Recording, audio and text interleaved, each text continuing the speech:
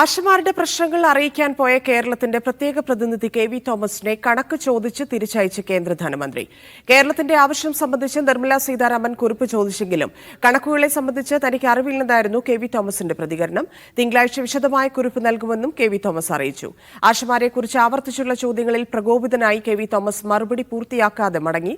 മുഖ്യമന്ത്രി തിങ്കളാഴ്ച ഡൽഹിയിലെത്തും. നിർമ്മലാ സീതാരാമനുമായി കൂടിക്കാഴ്ചയിൽ മുണ്ടക്കൈയടക്കം വിവിധ വിഷയങ്ങൾ ചർച്ചയാകുമെന്നാണ് സൂചന. അപ്പോൾ എൻ്റെ കയ്യിൽ നോട്ടില്ല ഇപ്പോൾ, കാരണം ഇപ്പോഴാണ് ഒരു നോട്ട് കൊടുക്കണം എന്ന് പറഞ്ഞത്. അപ്പോൾ അത് സംസ്ഥാന ഗവൺമെൻറ്റുമായി ബന്ധപ്പെട്ടിട്ട് എന്താണോ സംസ്ഥാന ഗവൺമെൻറ് ഇക്കാര്യത്തിൽ പറയാനുള്ളത് ആ നോട്ട് വാങ്ങി അടുത്ത ദിവസം ഇൻസെന്റീവായിട്ട് കൊടുത്ത 100 കോടി അതിനൊന്നും എനിക്ക് അഭിപ്രായം പറയാനില്ല.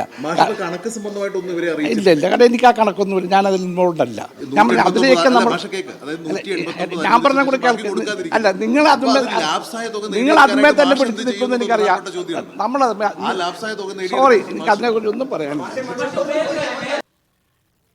പി ആർ അരവിന്ദ് ചേരുന്നു. അരവിന്ദ്, കേരളത്തിന്റെ പ്രതിനിധിയുടെ കയ്യിൽ കണക്കുകളില്ല, അത് ബോധ്യപ്പെടുത്താത്തതുകൊണ്ട് ഇന്നത്തെ ചർച്ച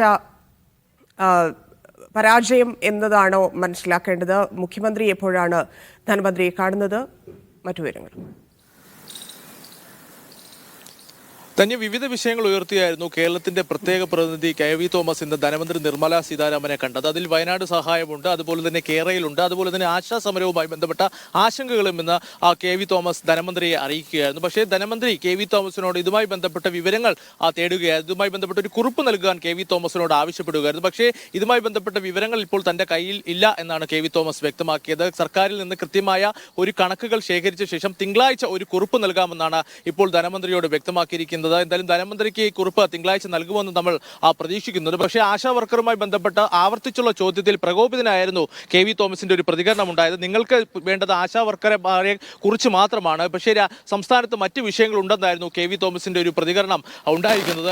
ഇതുകൂടാതെ തന്നെ അടുത്ത ഈ മാസം 11-ന് മുഖ്യമന്ത്രി പിണറായി വിജയൻ ഡൽഹിയിലേക്ക് എത്തുന്നുണ്ട്.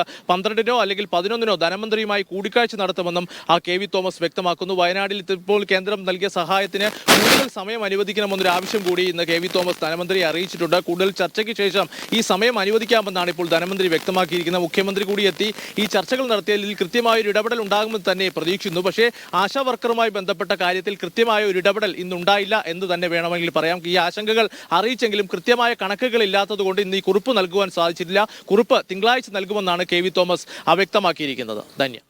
ശരി അരവിന്ദ്.